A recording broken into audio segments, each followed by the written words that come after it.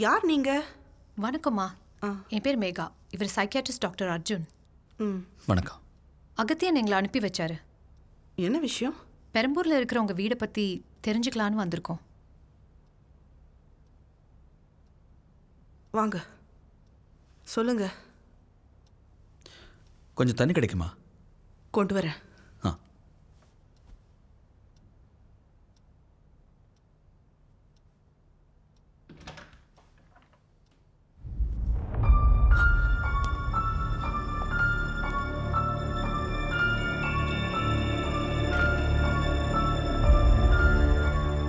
திவ்யா, இது உங்க வீடா?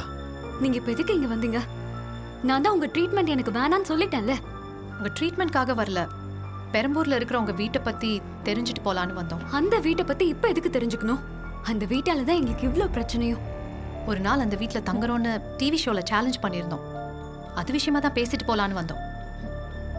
அந்த வீட்டை யாருக்கும் விடுறதில்ல. தயவு செஞ்சு நீங்க கிளம்புங்க.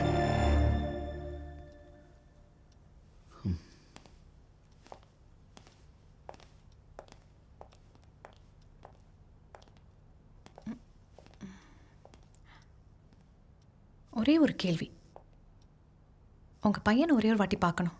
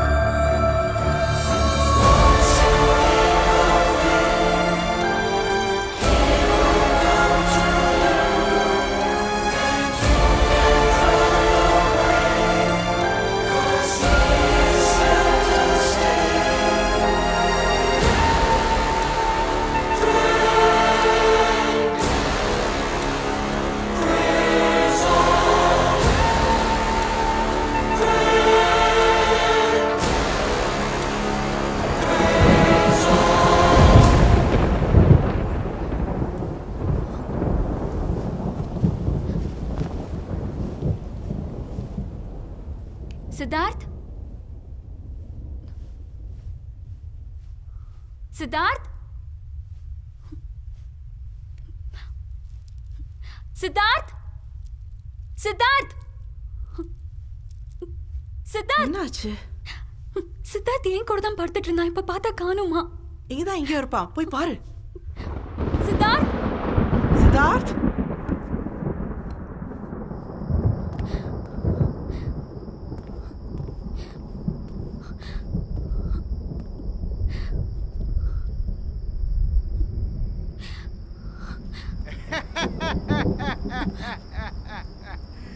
யார தேடுற? ஓ பையனியா? இப்படிதான் போனா பார். போ போ.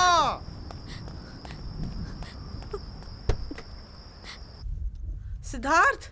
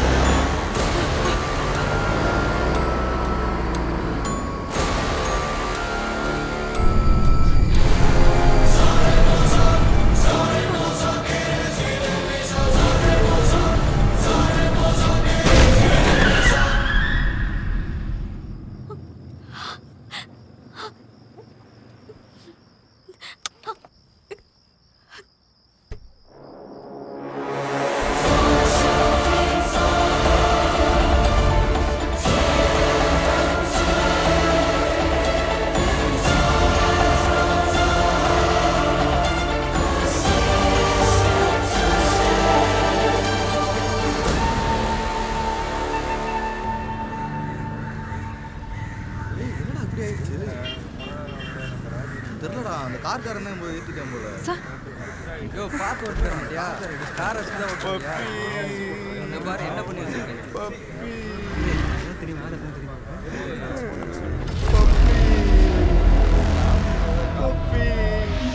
இந்த கேஸை பர்சனலாக நானே இன்வெஸ்டிகேட் பண்ணேன். அப்படி எதுவுமே நடக்கல. அந்த முதல் டிராயிங்கில் ஒரு டாக் காரில் அடிபட்டு செத்து போனதாக சொல்லியிருப்பாங்க. ஆனால் நான் விசாரிச்சதில்ல, அப்படிலாம் எதுவும் நடக்கவே இல்லை. சார் அப்போ இது சித்தார்த் வரைஞ்ச டாகா? ஃபோன் கொடுங்க சார் சீக்கிரம்.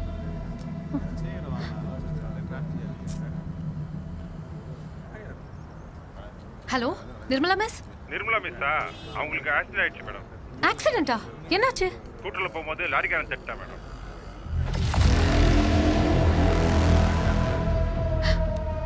ஆக்சிடென்ட் ஆயிடுச்சா? சித்தார்த் அவன் கிளாஸ்மேட்ஸ் அடிச்சதும் அதை அவன் டிராயிங்காக வரைஞ்சது எல்லாமே உண்மை. ஆனால் அவங்களுக்கும் எதுவுமே ஆகலை. சார் சித்தார்த் வரைஞ்சதெல்லாம் உடனே நடக்கலனாலும் எப்படியாவது கண்டிப்பாக நடந்துருது. அதை நம்ம கண்ணாலேயே பார்த்துடுறோம். ஒரு வாட்டி நடந்தாலும் கோஇன்சிடென்ட்னு விட்டுடலாம். என்ன சார் இவ்வளோ கன்ஃபியூஸ்டாக இருக்கீங்க? இப்போ என்ன சார் பண்ணுறது? கன்ஃபியூஷனோட சேர்ந்து கியூரியாசிட்டி அதிகமாக இருக்கு.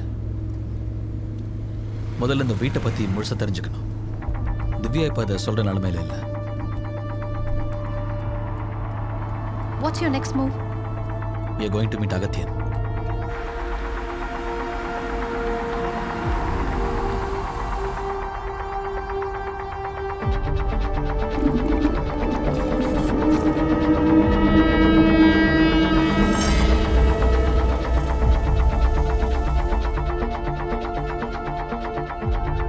உங்கள் கண்ணில் முன்னாடி இருந்த கான்ஃபிடென்ஸ் ரொம்ப கம்மியாக இருக்கு.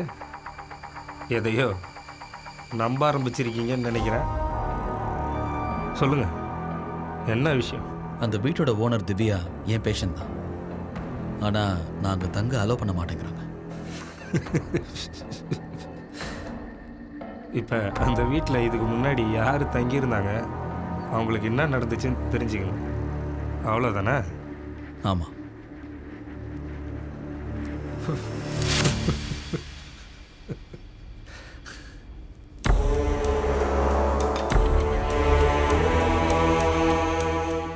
ஆவிகளை பற்றி ரிசர்ச் பண்ண எனக்கு ஒரு ஹாண்டட் ஹவுஸ் தேவைப்பட்டுச்சு. இதுக்கு முன்னாடி அந்த வீட்டை நான் தான் 1 இயருக்கு லீஸுக்கு எடுத்திருந்தேன். அங்கே சில அமானுஷ்ய சக்திகள் இருக்கிறத டிஸ்கவர் பண்ணேன். அதுவும் கூட கம்யூனிகேட் பண்ண ட்ரை பண்ணேன். பெரிய பிரச்சனை ஆயிடுச்சு. அந்த ப்ராசஸில் ஒரு தடவை பெரிய ஆக்சிடெண்ட் ஆயிடுச்சு. பெரிய அடி. நான் பொழைச்சதே பெரிய விஷயம். ஆனால் என்னோட ஒரு கண்ணு மட்டும் அந்த ஆக்சிடெண்ட்டில் போயிடுச்சு. எனக்கு தெரிஞ்ச கார்த்திக்னு ஒரு சினிமா டைரக்டர் ஹாரர் ஸ்டோரி ஒன்று எழுதிக்கிட்டு இருந்தார். பேராநார்மல் ஆக்டிவிட்டி பற்றி கேட்க அடிக்கடி என் வீட்டுக்கு வருவார். அவர்கிட்ட அந்த வீட்டை பற்றியும் எனக்கு நடந்ததை பற்றியும் சொல்லியிருந்தேன். ஒரு நாள் அவர் என் வீட்டுக்கு வந்தார். எனக்கு இப்போ நான் எழுதி வச்சிருக்க கதையை எப்படி முடிக்கிறதுனே தெரியல. எல்லா டைரக்டர்ஸ் வர ரைட்டர்ஸ் பிளாக் தான் எனக்கு வந்திருக்கு. அதுக்கு நான் என்ன பண்ணுறது? எனக்கு நீங்கள் சொன்ன அந்த வீட்டில் இருந்து கதை எழுதுனா ஏதாவது தேருன்னு தோணுது. ஒரு வாரம் அந்த வீட்டு என்கிட்ட கொடுத்தீங்கன்னா அதுக்கு என்ன வாடகை நான் கொடுத்துட்றேன். சச்சா, rent is not an issue. சில விஷயங்கள் தெரிஞ்ச என்னாலே அந்த வீட்டுக்குள்ளே போக முடியல. அது ரொம்ப ரிஸ்க். நீங்கள் வேறு தனியாக இருக்கேன்னு சொல்கிறீங்க. இல்லை சார், மோஸ்ட்லி நான் தனியாக இருக்க மாட்டேன். என் கூட ஒரு அசிஸ்டன்ட் இருப்பான். So I will take care.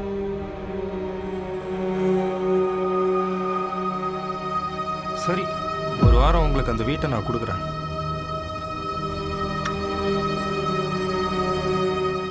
அந்த வீட்டில் உங்களுக்கு ஏதாவது தப்பாக பட்டதுன்னா உடனடியாக அந்த வீட்டை விட்டு வெளில வந்துடுங்க. அதையும் மீறி அந்த வீட்டுக்குள்ளே உங்களுக்கு ஏதாவது நடந்ததுன்னா அதுக்கு நான் பொறுப்பு இல்லை. நான் பார்த்துக்கிறேன் சார்.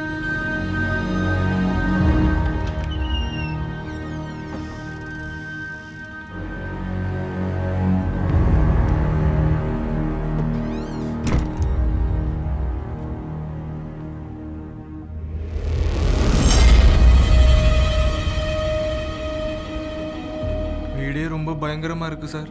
ம் என்ன சார் மாட்டு தலையெல்லாம் மாட்டி வச்சிருக்கானுங்க? இங்கேருந்து திங்க் பண்ணால் நமக்கு நிறைய கண்டென்ட் கிடைக்கும். ஏன் பயமாக இருக்கா? இல்லை, எவ்வளோ சீக்கிரம் எழுத முடியுமோ எழுதிட்டு கிளம்பிடலாம் சார். கவலைப்படாத, இன்னும் ஒரு வாரத்தில் போயிடலாம். என்னது ஒரு வாரமா? ம் எதுக்கு பேய் கூட குடும்பம் நடத்துறதுக்கா? அப்படியே நடத்தினாலும் நீங்கள் நடத்த வேண்டியதானே? என்னையும் கூட்டு வந்து சாவடிக்கிறீங்க. ஏய், என்ன முணுமுணுத்துட்ருக்க? வந்து க்ளீன் பண்ணுற.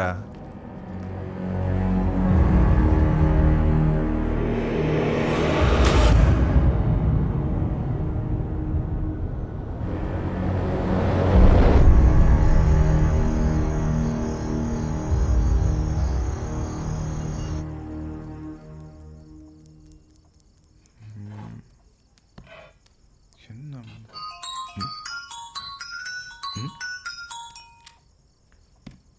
சொல்றா? மச்சி, என்ன ஏதோ கதை எழுத பங்களாக்கு போயிருக்கியாமே? ஆமா. இல்லை மச்சி, ஒரு சின்ன ஹெல்ப்பு. சொல்லு, எவ்வளோ வேணும்? சி, காசுலாம் யாருக்கு வேணும்? பின்ன வேற என்ன வேணும்? இல்லை, எனக்கும் ஸ்கிரிப்ட் நாலேஜ்லாம் இருக்கு. அப்படியே நானும் உங்க கூட வந்து ஜாயின் பண்ணி.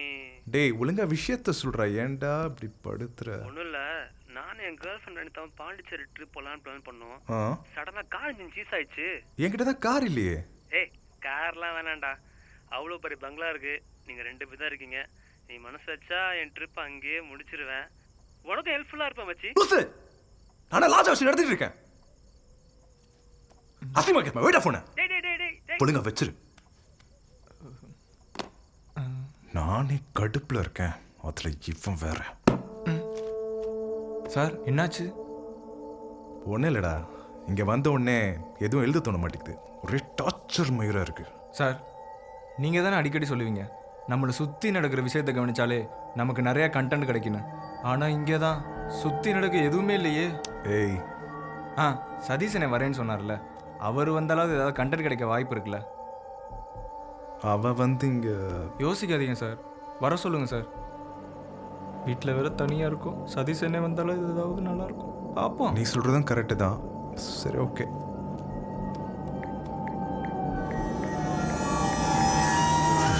ஆ, எங்கடா இருக்க? இதான் ரூம் தர மாட்டேன் சொல்லிட்டியா? அதான் ஒயர் ரூம் கிடைக்குமா செக் பண்ணிட்டு இருக்கேன். நீ வெளியெல்லாம் ரூம்லாம் தேட தேவையில்ல, ஒழுங்கா கிளம்பிங்க வா, பார்த்துக்கலாம். ஓகே. கூப்பிட்டேன்.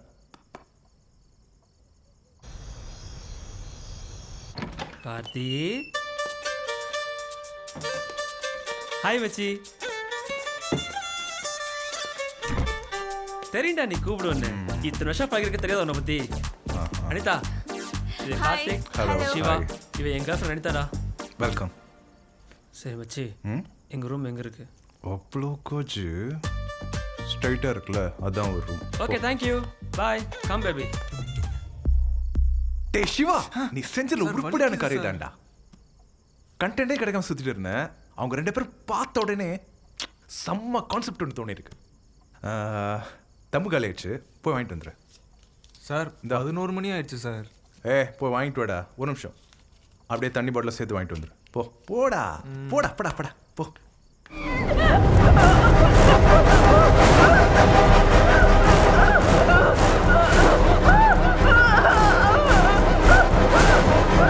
டேய் சுரேஷ், டேய்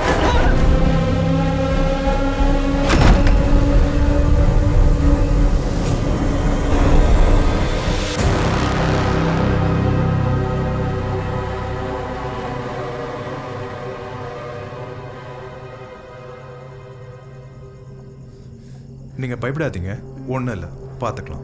டேய்,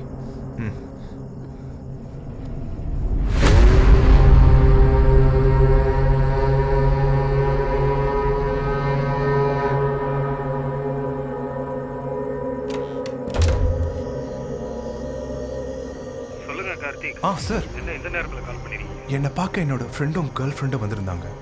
நானும் உங்களை ரெஃபரன்ஸாக வச்சு ஏதாவது எழுதலான்னு வர சொல்லியிருந்தேன். ஆனால் நான் என்ன எழுதணும்னோ அதெல்லாம் அவங்களுக்கு அப்படியே நடக்குது. அதனால தான் முன்னாடியே சொன்னேன் உங்களை அந்த வீட்டுக்கு போக வேணான்னு. கார்த்திக், அந்த வீட்டில் இனிமேல் எந்த கதையும் எழுதாதீங்க. விடிஞ்சதும் அந்த வீட்டை விட்டு உடனே கிளம்பிடுங்க. Okay sir, okay.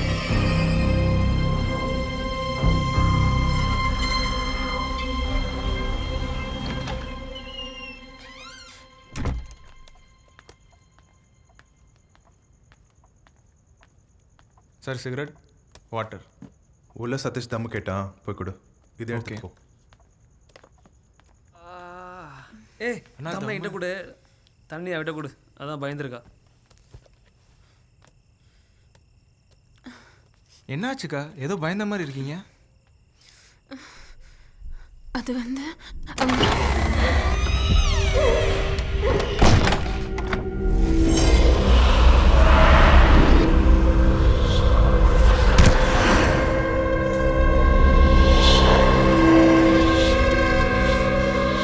எனக்கு பயமாவே இருக்கு. அவ எதை கேட்டா கணக்குன்றிருக்கா, நீ போ. சிவா, கதை திறந்தே இருக்கட்டும்.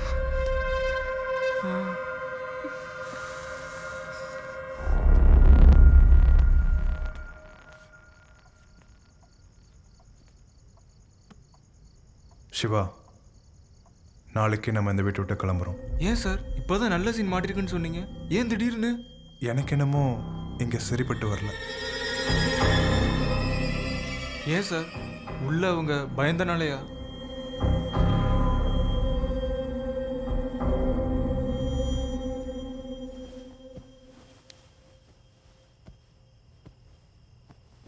சாரு தூங்கிட்டாரு. சாரு ஸ்டோரி நல்லா எழுதணும்னு சொன்னாரு, என்னன்னு பார்ப்போமா?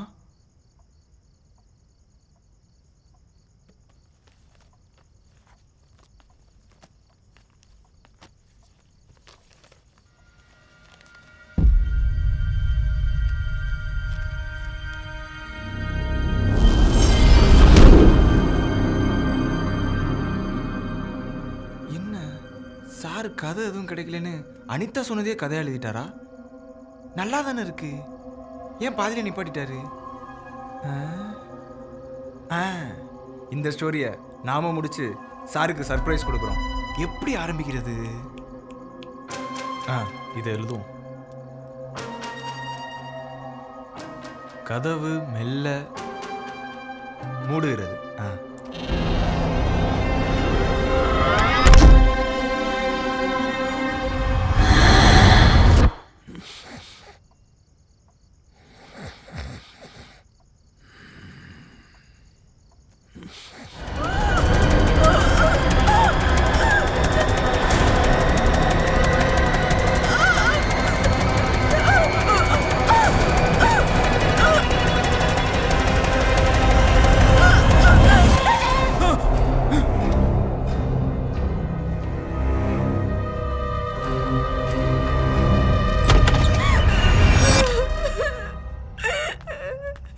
என்னடா ஆச்சு? நான் தான் அப்ப சொன்னேன்ல, இந்த வீட்ல யாரும் இருக்காங்கன்னு. முதல்ல என்னன்னா, இவனை எவ்வளவு ஹெல்ப்லாம் பார்த்து என்னால கத்துக்கூட முடியல. அப்ப இந்த நோட்ல எழுதுறதெல்லாம் உண்மையாவே நடக்குதா? டேய், அப்படிதான் மனநோய் நினைக்கிறேன். நீ என்ன பண்ணு, நாளைக்கு ஒரு நாள் டாக்டரை போய் பாரு. உன் பக்கம் தான் நானும் படுத்துட்டு இருக்கேன், எனக்கு ஒண்ணுமே ஆகல. லூசு. ஆமாண்டா, நான் லூசு தான். உன்னை நம்பி வந்தேன்ல, இனி நான் இந்த வீட்ல இருக்க மாட்டேன். நான் போறேன். ஏச்சி விட்றா, போடா. ஏச்சி போய் திரும்ப. இருங்க, அவசரப்படாதீங்க. அன்டைம் ஆயிடுச்சு. இந்த டைம்ல நீங்க வெளியே போனா நல்லது கிடையாது. அவனை நம்பி தானே வந்த, நாளைக்கு அவனே உன்னை கொண்டு போய் விடுவான். அது மட்டும் இல்லாம இந்த டைம் நீ வெளியே போனா உனக்கு ஏதாச்சும் அதுக்கு நாங்கள் பொறுப்பாயிடுவோம். இல்ல, என்னால வீட்ல இருக்க முடியாது. இருங்க, வெயிட் பண்ணுங்க. டேய், இங்கேருந்து நீங்கள் எங்கேயும் வெளியே போகக்கூடாது. நீங்கள் தப்பாக எடுத்துக்கலன்னா ஹாலில் வந்து படுத்துக்கோங்க. நாங்களாம் முழிச்சிட்டு தான் இருப்போம்.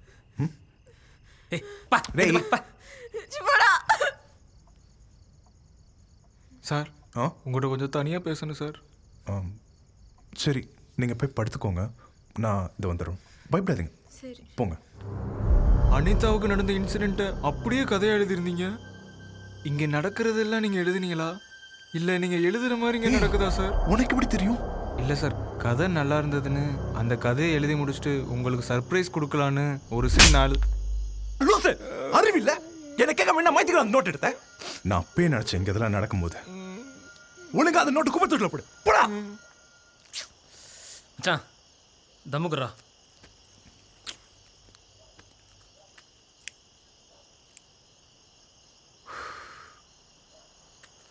லூஸா இருக்கும் போல, பேய் வந்து பண்ணிச்சான். ஏய், இதுவே அதான் நினச்சி என்ன வச்சு செய்து மச்சான். கையில் ராடு நினச்சிக்கேன், இப்போ எடுத்த மண்டே உடச்சிருப்பேன்.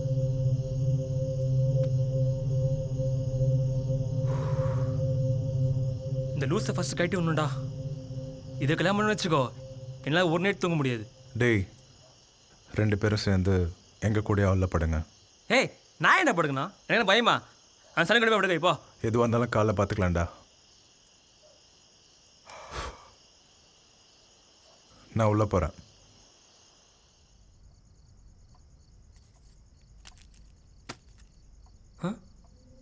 என்ன ஸ்கிரிப்ட் புக் மாதிரி இருக்கு? இதே குப்பத்தில் போட்டு வச்சிருக்கானுங்க. பயந்த அனிதா கதை பிறக்க கதை முழு உள்ளது உடனே இதை பார்த்து இந்த கதை எங்கே கேட்ட மாதிரி இருக்க. அட பாவிங்களா, எழுத கண்டென்ட் கிடைக்கலன்னு இவன் சொன்னதே ஸ்கிரிப்டாக எழுதி வச்சிருக்கானுங்க. இது நல்லா தானே இருக்கு, இதே குப்பையில் போட்டானுங்க.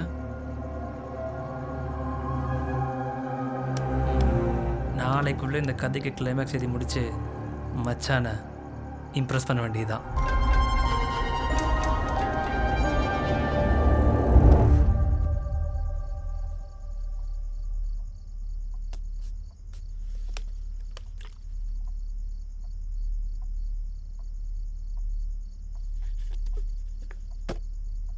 உள்ள வாட்டர் பாட்டில் கொடுத்தோம்,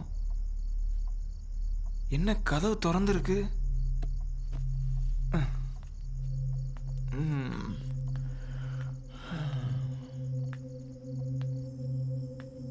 நான் தண்ணி எடுத்துக்கிறேண்ணா. எடுத்துக்கோடா. என்னடா அப்படி பார்க்குற?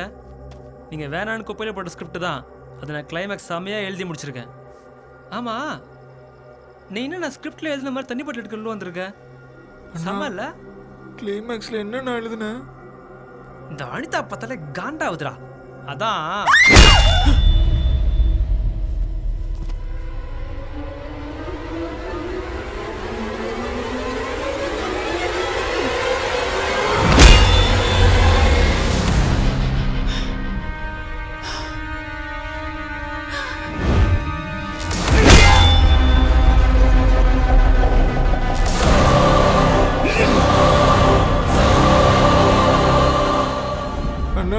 இதைத்தான் அந்த நோட்டில் எழுதினியா நீ? அந்த நோட்டில் எழுதுறதுலாம் நடக்குதுன்ட்டு தான் அதை நாங்கள் குப்பை தொட்டியில் போட்டோம். ஆனால் அதை எடுத்து நீ இப்படி பண்ணிட்டேண்ணா. ஆனால் உன் ஆசை நிறைவேறிடுச்சுல, அந்த அக்கா மண்டையை உடச்சிட்டால நீ.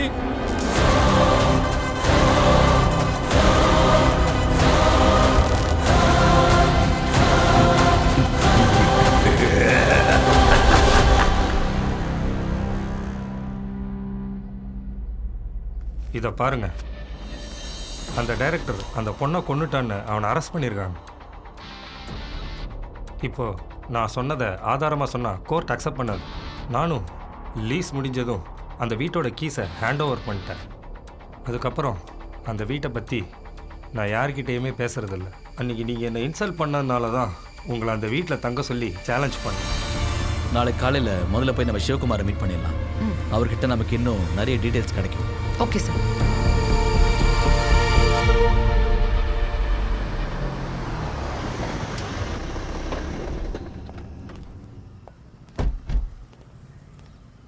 கம். அந்த வீடை பார்த்துட்டு வந்திருக்கீங்கன்னு நினைக்கிறேன். இல்லை, எங்களை அங்கே தங்கறதுக்கு அலோவ் பண்ணல. இவ்வளோ விஷயம் நடந்திருக்கு. நீங்கள் சொல்கிறத வச்சு பார்க்கும்போது அந்த வீட்டில் ஏதோ செய்வனை வச்ச மாதிரி இருக்கு. செய்வனையா? அப்படின்னா? இதெல்லாம் நீங்கள் நம்ப மாட்டீங்கன்னு எனக்கு தெரியும், பட் இட்ஸ் ட்ரூ. ஆக்சுவலி இந்த செய்வனைக்கெல்லாம் பின்னாடி மிகப்பெரிய சயின்ஸ் இருக்கு. பொதுவாக மனித உடம்பை 3 வகையாக பிரிக்கலாம். முதலாவது சாதாரண உடம்பு, இது நம்ம கண்களால் பார்க்கும்போதே தெரியும். 2வது ஒளி உடம்பு, தட் மீன்ஸ் ஆரா. ஒவ்வொரு மனுஷனுக்கு எப்படி தனித்துவமாக கைரேகை இருக்கோ அதே மாதிரி ஒவ்வொரு மனுஷனுக்கும் தனித்துவமான ஆரா இருக்கும். 3வது சக்தி உடம்பு, அதுதான் நம்ம ஆன்மா. இப்போ நம்ம நார்மலாக பார்க்குற உடம்புக்கு ஏதாவது பிரச்சனை வந்தால் டாக்டர்கிட்ட செக்கப்புக்கு போகிறோம். அதே மாதிரி தான் ஒளி உடம்புக்கு பிரச்சனை வந்தால் அதை சம்மந்தப்பட்டவங்கள போய் பார்க்கணும். ஒருத்தருக்கு ஒளி உடம்புல பிரச்சனை இருந்தால் என்ன மாதிரி ஸ்பிரிச்சுவல் ஹீலர்ஸ் அதை நார்மலாக பார்த்தே சொல்லிடுவாங்க. இதுக்கு பேர் தான் ஸ்பிரிச்சுவல் ஹீலிங். அதை தான் நான் பண்ணிட்டு இருக்கேன். சில மந்திரவாதிகள் நினைச்சா ஒருத்தருடைய ஆரால வேணும்னே ப்ராப்ளம் கிரியேட் பண்ண முடியும். அது எப்படி சார்? அதை தான் முதல்ல சொன்னனே, ஒவ்வொருத்தருடைய ஆராக்கும் ஒரு யூனிக்னஸ் இருக்கு. ஒருத்தருக்கு பிரச்சனை உருவாக்கணும்னா அவனுடைய ரத்தம், நகம், முடி, காலடி மண் இது எதையாவது எடுத்துக்கிட்டு ஒரு உண்மையான மந்திரவாதி கிட்ட கொண்டு போய் கொடுத்தா அவனால் அவங்களுக்கு பிரச்சனையை உருவாக்க முடியும். சரி, இதுக்கும் சயின்ஸுக்கும் என்ன சம்மந்தம் இருக்கு. இது நம்ம சயின்ஸே அக்செப்ட் பண்ண டெலிபதி மாதிரி தான். நம்ம கூட இது நிறைய பேருக்கு நடந்திருக்கும். ஒருத்தருடைய ஆரா குறிப்பிட்ட ரேடியேஷன் வரைக்கும் பரவி இருக்கும். அந்த ரேடியேஷன் எல்லைக்குள்ள நமக்கு தெரிஞ்சவங்க யாராவது வரும்போது நமக்கே அவங்க நினைப்பு வரும். நான் இப்போதான் உங்களை பத்தி நினைச்சேன், அதுக்குள்ள நீங்க வந்துட்டீங்கன்னு நம்ம சொல்றது இல்லையா? நம்ம நினைச்சதுனால அவங்க வரல, அவங்க நம்ம ஆராவோட எல்லைக்குள்ள வந்ததுனால தான் அவங்க நினைப்பே நமக்கு வந்துச்சு. சேம் கான்செப்ட் தான் செய்வதையும். அதாவது நம்மளுடைய உடம்புல இருந்து வெளியேற ரத்தம், முடி, வேர்வை எல்லாத்துலயும் நம்மளுடைய உடம்போட ஆரா இருக்கும். இதுல ஏதாவது ஒண்ணு ஒரு பொம்மைக்கு கொடுத்து யாருக்கு செய்வன வைக்கணுமோ அவங்களுடைய பேரை வச்சு குறிப்பிட்ட ஒரு மந்திரத்தை சொல்லி ஊசி எடுத்து அந்த பொம்மையில குத்துனா அதை சம்பந்தப்பட்டவங்களுக்கு பலிக்கும். இந்த மாதிரி செய்வனையில நிறைய வகைகள் இருக்கு. இதெல்லாம் யார் கண்டுபிடிச்சா? வேதங்கள் எழுதப்பட்ட காலத்திலேயே இதுவும் எழுதியிருக்காங்க. ரிக், யஜுர், சாமா, அதர்வனான்னு 4 வேதங்கள் இருக்கு. இதுல அதர்வனா வேதத்துல அஷ்டகர்மான்னு ஒரு சாப்டர் இருக்கு. அதுல முழுவதும் மாந்திரிகம் செய்வதை பத்தி தான் எழுதியிருப்பாங்க. என்ன சார், கெட்டது பண்ண ஒரு வேதமே எழுதியிருக்காங்களா? இல்ல, நீங்க தப்பா புரிஞ்சிட்டு இருக்கீங்க. எந்த வேதமும் கெட்டது செய்யறதுக்காக எழுதப்பட்டதில்லை. அந்த காலத்துல ராஜாக்கள் வேறொரு நாட்டு மேல படையெடுத்து ஜெயிச்சு அந்த நாட்டை பிடிப்பாங்க. அந்த நாட்டுக்கும் அவங்களே ராஜாவா மாறுவாங்க. அந்த நாட்டு மக்கள் பழைய ராஜா மேல இருந்த விசுவாசத்துல புதிய ராஜாவை கொல்ல கூட சதி பண்ணுவாங்க. அதனால அந்த ராஜாக்கள் சில முனிவர்களின் உதவியோட வசிய மூலிகைகள் எல்லாம் கலந்து அந்த ஊருக்கே விருந்து வைப்பாங்க. மூலிகை விருந்து சாப்பிட்ட மக்கள் அந்த புதிய ராஜாக்களைய மனசார ஏத்துக்குவாங்க. ஒருத்தருக்கு வச்சு செய்வனையை எடுக்க முடியுமா? முடியும். செய்வனை வச்சிருந்தா என்ன மோட்டிவ்காக யாருக்கு வச்சிருக்காங்கன்னு தெரியணும். அப்புறம்தான் அதை எடுக்க முடியுமா முடியாதான்னு சொல்ல முடியும். என் பேஷண்ட் திவ்யாவுக்கு செய்வனை வச்சிருக்காங்களா இல்லையான்னு உங்களால சொல்ல முடியுமா? அதுக்கு நான் உங்களை நேரில் பார்க்கணும். அவங்கள நான் கூட்டு வரேன்.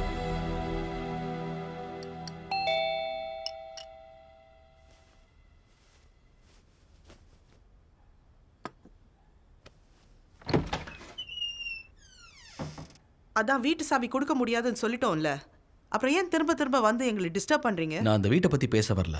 அப்புறம் வேற ஏதாவது புது பிரச்சனை கொண்டு வந்திருக்கீங்களா? என்ன இருந்தாலும் நாங்க உங்ககிட்ட பேச விரும்பல. இங்க இருந்து கிளம்புங்க ப்ளீஸ். திவ்யா, ஒரு 5 மினிட்ஸ் உங்ககிட்ட தனியா பேசலாமா? ப்ளீஸ். சொல்லுங்க, என்ன விஷயம்? என்னால உங்க பிரச்சனையை தீர்க்கவே முடியாது, அது எனக்கு நல்லாவே தெரியும். ஆனா உங்க ப்ராப்ளமை சால்வ் பண்ண வேற ஒரு ஆள் இருக்காங்க.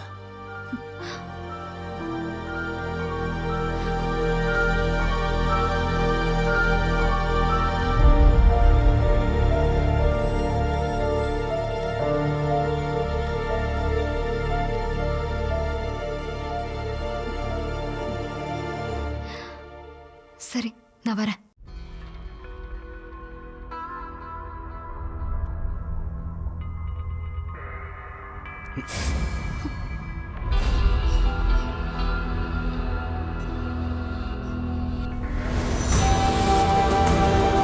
உங்க குடும்பத்துக்கு யாரோ செய்வனை வச்சிருக்காங்க.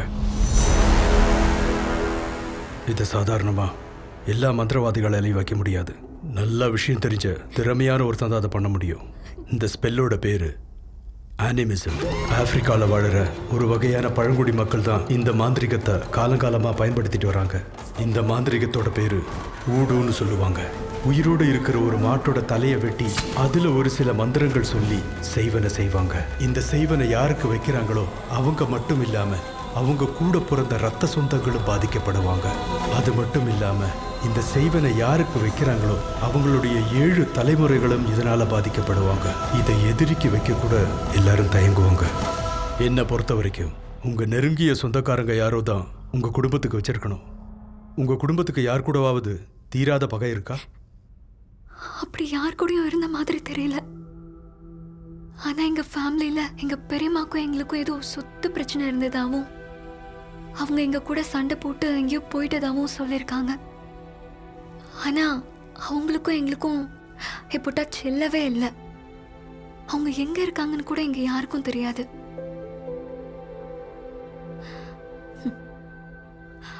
நான் பிறக்கிறதுக்கு முன்னாடி எங்க ஃபேமிலியும் என் அத்தையும் ஒரே வீட்டில் தான் இருந்தோம். பட் ஒரு கார் ஆக்சிடெண்ட்ல அத்தையும் மாமாவும் அவங்க பொண்ணும் 3 பேரும் இறந்துட்டாங்க. அவங்க இறந்த கொஞ்ச நாளுக்குள்ளேயே எங்க அப்பாவும் உடம்பு சரியில்லாம போய் இறந்துட்டாங்க. இப்படி அடுத்தடுத்து நடந்த இறப்புனால என் அம்மாக்கு அங்க இருக்கிறதுக்கு பிடிக்காம என்னை கூட்டிட்டு எங்க தாத்தா வீட்டுக்கு வந்துட்டாங்க. நீங்க சொல்றத வச்சு பார்த்தா சொத்தை தவிர வேற எந்த பிரச்சனையும் உங்க குடும்பத்தில் இருந்த மாதிரி தெரியல. ஸோ உங்க சொத்துக்கு ஆசைப்பட்டதா யாரோ உங்க குடும்பத்துக்கு இதை வச்சிருக்கணும்னு தோணுது. உங்க பெரியம்மா கூட தான் சொத்து பிரச்சனை ஏதோ இருக்குன்னு சொன்னீங்கல்ல? ஆமாங்க. இத எடுக்க முடியுமா? இந்த வகையான ஸ்பெல்ல எடுக்க முடியாது. ஒரு முறை வச்சதுதான். பட் யார் வச்சாங்களோ அவங்க மேல திருப்பி வேணா விட முடியும். அதுக்கு இது யார் வச்சாங்கன்னு கண்டுபிடிக்கணும். வச்சவங்களுடைய நகம், முடி, ரத்தம் இது ஏதாவது இருந்துச்சுன்னா அவங்க மேலே திருப்பி விட்டுடலாம். இந்த மாதிரி பாதிப்பு ஏதாவது உங்க அம்மாவுக்கு இருந்ததா சொல்லியிருக்காங்களா? இல்ல. ஒருவேளை நீங்க பயப்படுவீங்கன்னு சொல்லாம கூட இருந்திருக்கலாம். அவங்களுக்கும் இந்த பாதிப்பு கண்டிப்பா இருந்திருக்கும். உங்க அத்தை குடும்பம் எப்படி இறந்தாங்கன்னு உங்க அம்மா கிட்ட மறுபடியும் கேட்டு பாருங்க. அவங்களுக்கு அதே சமயம் யார் மேலேயாவது சந்தேகம் இருக்கான்னு கேட்டு பாருங்க. ஏன்னா உங்க அத்தை குடும்பம் இதனால கூட பாதிக்கப்பட்டு இறந்து போயிருக்கலாம். உங்க தாத்தாவும் இதனால பேரலைஸ் ஆயிருக்கலாம். யார் வச்சான்னு தெரிஞ்சா மட்டும்தான் எங்களால் ஏதாவது செய்ய முடியும். உங்க குடும்பத்துக்கு செய்வனை வச்சவங்க தான் உயிரோடு இருக்கணும்னு அவசியம் இல்லை. அவங்க வாரிசோட முடி இருந்தா கூட போதும். செய்வனையை அவங்க மேலேயே திருப்பி விட்டுறலாம். சார், ஒரு சின்ன டவுட். எந்த ரத்த சம்பந்தமும் இல்லாதவங்க கூட அந்த வீட்டில் தங்க முடியலையே, ஏன்? செய்வனை வச்சவங்களை தவிர யாராலையும் அங்கே இருக்க முடியாது, இருக்கவும் விடாது. அப்படி பார்த்தா இவங்க தான் அந்த வீட்லேயே இல்லையே, அப்புறம் இவங்கள பாதிக்குது? இவங்க குடும்பத்தை சேர்ந்தவங்களோட முடியல பண்ணியிருக்கும் போது இவங்க ரத்த சம்பந்தப்பட்ட எல்லாருக்கும் அந்த பாதிப்பு இருக்க தான் செய்யும். அவங்க இந்த உலகத்தில் எந்த மூலையில் போய் ஒளிஞ்சுக்கிட்டாலும் இதிலிருந்து தப்பிக்கவே முடியாது. என் கணிப்பு மட்டும் சரியா இருந்தா ஏதாவது ஒரு மிருகத்தோட மண்டை ஓடு அந்த வீட்டில் இருக்கணும். அதை மட்டும் அங்கேருந்து எடுத்துட்டா வெளியாட்கள் யார் வேணாலும் தாராளமாக தங்கலாம். ஆனால் எடுத்த உடனே அதை வச்சவங்க மேலே திருப்பி விடணும். இல்லைன்னா அங்கே என்ன விபரீதம் வேணாலும் நடக்கும். திவ்யா, முதல்ல உங்கள் வீட்டுக்கு போய் அம்மா கிட்ட பற்றி கேட்கலாம். அவங்களுக்கு ஏதாவது விஷயம் தெரிஞ்சிருக்கான்னு பார்க்கலாம். அப்படியே நானும் உங்கள் வீட்டுக்கு வரேன். எனக்கு அங்கே ஒரு சின்ன வேலை இருக்கு.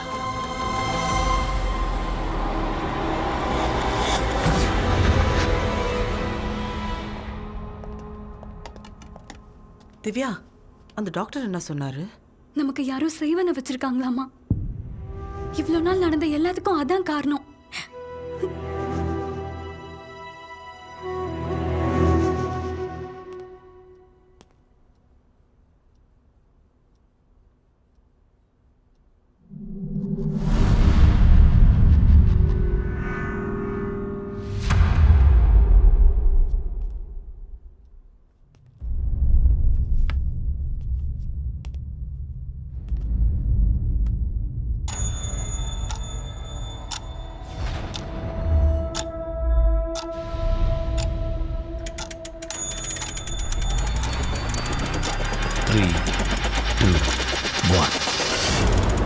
அம்மா, உங்ககிட்ட ஒரு விஷயம் கேட்கணும். அத்தையும் அவங்க ஃபேமிலி ஒரு ஆக்சிடென்ட்ல இறந்துட்டாங்கன்னு சொன்னீங்க, அது உண்மையா? அதை பத்தி ஏன் கேட்குற? அதை பத்தி தெரிஞ்சாதான் நமக்கு இருக்கிற இந்த பிரச்சனையை என்னால முடிக்க முடியும். என் கூட பேச முடியுமா? நான் கேட்கறதுக்கெல்லாம் உங்களால பதில் சொல்ல முடியுமா? முடியும்.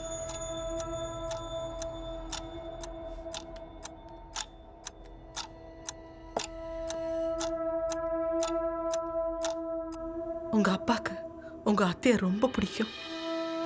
தங்கச்சி மேல ரொம்ப பிரியமா இருந்தாரு. அப்ப உங்க அத்தை தீபா ஸ்டீஃபன் ஒருத்தரை லவ் பண்ணா. ஒரு நாள் வீட்ல யாருக்கும் தெரியாம அவனை கல்யாணம் பண்ணிட்டு வந்து நின்னா. தங்கச்சி கல்யாணம் பண்ணிக்கிட்டான்னு அப்ப கூட உங்க அப்பா மதத்தை பத்தி கூட யோசிக்காம அவளை ஏத்துக்கிட்டாரு. ஸ்டீஃபனோட குடும்பத்துல சொல்லிக்க யாருமே இல்லை. அதனால அவ வீட்டோட மாப்பிள்ளையா வந்துட்டான். அவங்க 2 பேரோட சந்தோஷத்தை பார்த்து உங்க அப்பா ரொம்ப பெருமைப்பட்டாரு. ஒரு வருஷத்துல அவங்களுக்கு ஒரு பெண் குழந்தை பிறந்தது. 5 வருஷம் ஸ்டீஃபன் ஒழுங்காதான் இருந்தான். அதுக்கப்புறம் தான் அவனோட கேரக்டர் மாற ஆரம்பிச்சது. சூது விளையாட்டுக்கு ரொம்ப அடிமையானா. சூது விளையாடுறதுக்கு ஊரை சுத்தி கடன் வாங்கினா. அந்த கடன்காரங்கெல்லாம் நம்ம வீட்டு முன்னால வந்து நின்று பிரச்சனை பண்ணாங்க. ஒரு நாள் ஸ்டீஃபன் நல்லா குடிச்சிட்டு தீபாக்கு சேர வேண்டிய சொத்தெல்லாம் வித்து எனக்கு பணமா கொடுங்கன்னு சொல்லி உங்க அப்பா கூட ரொம்ப பிரச்சனை பண்ணா. உங்க அப்பா அதுக்கு ஒத்துக்கல. அதனால கோபமான ஸ்டீஃபன் உங்க அப்பா வீட்டுல இல்லாத டைம்ல வந்து உங்க அத்தை தீபா கூட தகராறு பண்ணா. நிறமாசமா இருந்த தீபாவையும் அவளோட 5 வயசு குழந்தையும் கொலை பண்ணிட்டு அவனும் தற்கொலை பண்ணிக்கிட்டான்.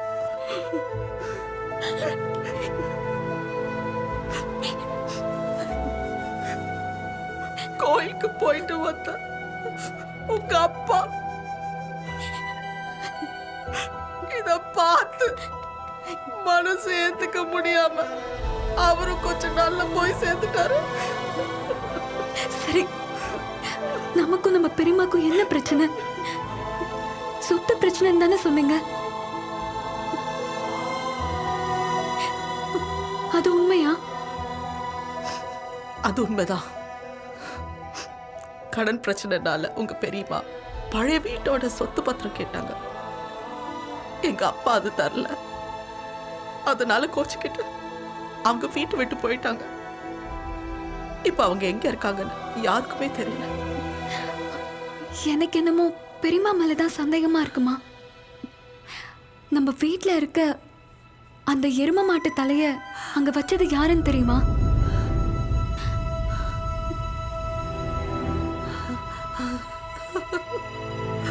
அதுலதான் நமக்கு செய்வனை வச்சிருக்காங்க.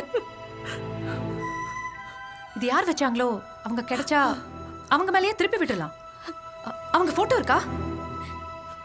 Photo, family album.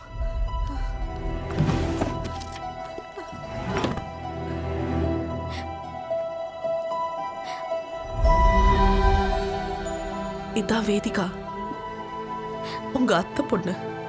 இது நம்ம கனவுல வந்த பொண்ணுல.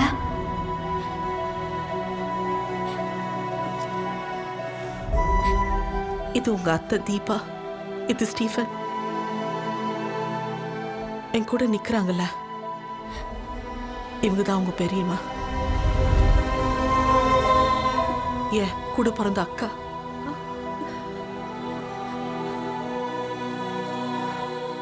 இது உங்க அப்பாவும் நானும்.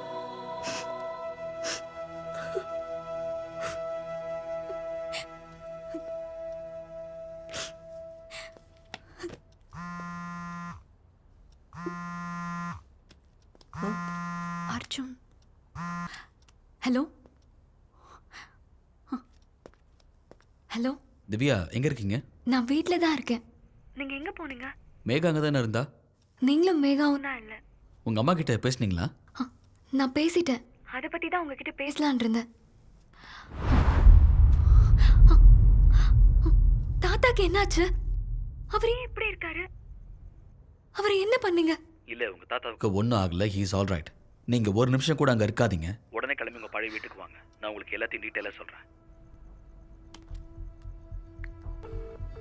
வரும் கொரோனா தொற்று தற்போது புது அவதாரம் எடுத்துள்ளது.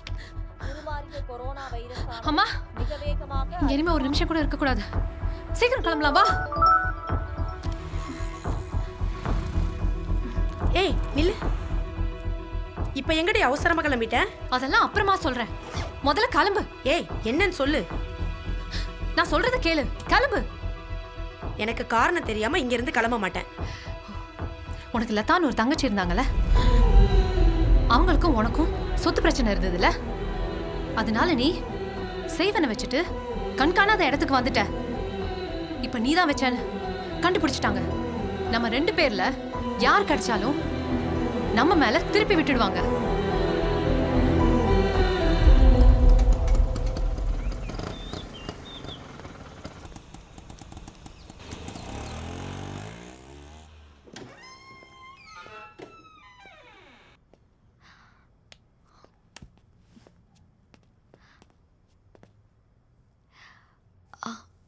அர்ஜுன், ஏன் இவ்வளோ அர்ஜென்ட்டாக வர சொன்னீங்க?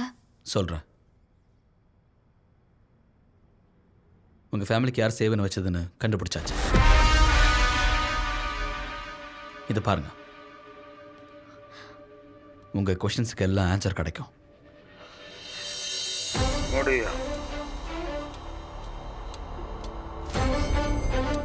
உங்கள் குடும்பத்துக்கு யார் சேவனை வச்சாங்கன்னு தெரியுமா? தெரியும். சொல்லுங்க, உங்களுக்கு தெரியும் சொன்னீங்கல்ல, சொல்லுங்க. அந்த சேவனை வச்சது நான் தான். ஒரு காலத்தில் சுத்தப்பட்ட எல்லா கிராமத்துக்கும் நான் தான் பெரிய மந்திரவாதி. ஊரில் என்னை பார்த்து பயப்படாதவங்களே இல்லை. என் பொண்ணு லதாவை அந்த ஊர்லேயே பெரிய வீட்டுக்கார பையனுக்கு கல்யாணம் பண்ணி வச்சேன். தீபாவுக்கும் ஸ்டீஃபனுக்கும் ஒரு பொன் குழந்தை பிறந்துச்சு. அவங்க ரொம்ப சந்தோஷமாக இருந்தாங்க. 5 வருஷம் கழித்து தீபா மறுபடியும் கர்ப்பமானா. ஆனால் என் பொண்ணுக்கு குழந்தை பிறக்கிறதுக்கான எந்த அறிகுறியுமே இல்லை. இது வரைக்கும் குழந்தை பிறக்காத என் மக இல்லாதா ரொம்ப மனசுடைஞ்சு போனான். இந்த சமயத்தில் தான் மோகன் வெந்த புண்ணில் வேலை பாய்ச்சுற மாதிரி ஒரு முடிவெடுத்தான். சொத்தை சரிசமமாக தீபாவுக்கும் பிடிச்சு கொடுக்க முடிவு பண்ணான். இதை கேட்ட என் பொண்ணு இல்லதா அழுதுகிட்டே என்னைய பார்க்க வந்தா. என்னாச்சுமா? என்ன பிரச்சனை? எனக்கு அந்த வீட்டில் இருக்க பிடிக்கலப்பா. என்ன நடந்துச்சுன்னு சொல்லு. சொத்தை தீபாவுக்கும் சரி சமமாக பிரித்து கொடுக்கணும்னு சொல்கிறாரு. அவன் மறுபடியும் கர்ப்பமாக இருக்கிறதுனால எல்லாரும் சந்தோஷமாக இருக்காங்க. ஆனா எனக்கு ஒண்ணுமே இல்லை. அவங்க இப்படி சந்தோஷமா இருக்கிறது என்னால பார்க்க முடியலப்பா. இப்படியே போனா எனக்கு வாரிசு இல்லைன்னு சொல்லி மொத்த சொத்தையும் அவ அபகரிச்சுட்டு போயிடுவா. உன்னை எவ்வளோ கஷ்டமா என்னால் பார்க்க முடியலம்மா. என்னுடைய முத பொண்ணு நான் பண்ணுறது பிடிக்காம தான் என்னை விட்டுட்டு போயிட்டா. எனக்கு இப்போ நீ மட்டும்தான் இருக்க. அப்பா என்ன பண்ணணும்னு மட்டும் சொல்லு. உனக்காக என்ன வேணாலும் பண்ணுவேன். சொல்லு, என்ன பண்ணுமா? தீபாவும் அவளோட குடும்பமும் அழியணும். அப்பா,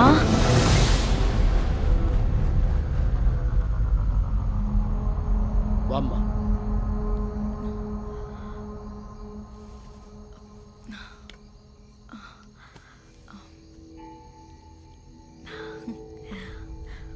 உங்களை பார்த்துட்டு போலாம் தான்ப்பா வந்தேன். சொல்லுமா, என்ன விஷயம்? அண்ணி உங்களை பற்றி சொல்லியிருக்காங்கப்பா. நான் மறுபடியும் கர்ப்பமாயிருக்கேன். அவருக்கு ஆண் குழந்தைனா ரொம்ப பிடிக்கும். ஆண் குழந்தை பிறக்க உங்கள் மந்திரத்தால் ஏதாவது பண்ண முடியுமா? முடியும். அதுக்கு நீ ஒன்று பண்ணணும். சொல்லுங்கப்பா, நான் என்ன வேணாலும் பண்ணுறேன். உன் புருஷனோட தலைமுடியை நீ எடுத்துகிட்டு வரணும். அது எதுக்கு? ஆம்பளை பிள்ளை வேணும்னா அப்பாவுடைய உடம்பு தடயம் ஒன்று வேணும்.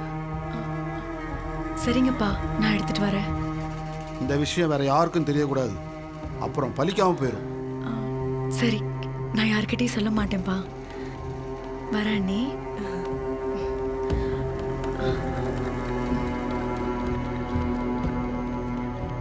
ஸ்டீஃபன் தலைமுடி எதுக்குப்பா? இவ்வளவு ஏதாவது பண்ணுங்க. இப்போ நான் பண்ண போறது பெரிய விஷயம். இது வைக்கிறவங்களோட ரத்த சொந்தம் எல்லாத்தையும் அழிச்சிடும். இதை தீபாவுக்கு வச்சா உன் புருஷனும் பாதிக்கப்படுவான். ஏன்னா இவன் தீபாவோட ரத்த சொந்தம். ஸ்டீஃபனுக்கு ரத்த சொந்தம்னா இவளும் இவ பிள்ளையும் மட்டும்தான். இனிமே அவளால உனக்கு எந்த தொந்தரவும் வராது. ஆனா ஸ்டீஃபன் அடிக்கடி சர்ச்சுக்கு போவானே, அங்கே அந்த பிரீஸ்ட வச்சு எதுவும் கண்டுபிடிக்க முடியாதுல்ல?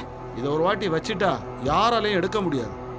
யார் வச்சாங்கன்னு கண்டுபிடிச்சு அவங்க மேல திருப்பி விட மட்டும்தான் முடியும். அதை அவங்க கண்டுபிடிக்கிறதுக்குள்ள அவங்க குடும்பமே அழிஞ்சிடும். இனிமே அங்க என்ன நடக்குதுன்னு மட்டும் பாரு.